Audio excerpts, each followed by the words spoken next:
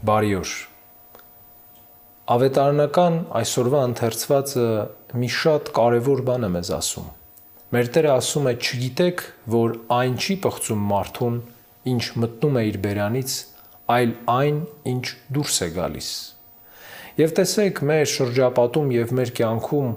բոլոր ժամանակներում կան մարդիկ, ովքեր խստասրտությամբ եւ խստակրոն կերպով պահում են բոլոր պահոց օրերը, ծոմի օրերը, բոլոր արտաքին զրկանքներին հետևում են եւ ցույց են տալիս մարդկանց, բայց միևնույն ժամանակ հայոյում են, անիծում են, վատաբանում են տարբեր մարդկանց։ Եվ սիրելիներ, մեր Տիրոջ խոսքը հենց սրա մասին է, որ մեր սրտի ավելցուկից է խոսում մեր բերանը, ինչպես ասվում է ավետարանական մի այլ հատվածում։ Եվ ուրեմն մենք պիտի ջանանք մեր հոգիները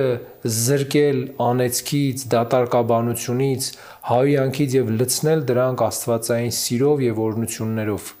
որովհետեւ այն, ինչ դուրս է գալիս մեր բերանից, այն էլ վերադառնում է մեզ։ Եթե սեր ենք տալիս մարդկանց, սեր էլ ստանում ենք, եթե անեծք, անիծվում ենք, եթե հայոյում ենք, հայոյանք ենք ստանում։ Իսկ մեր Տերը մեզ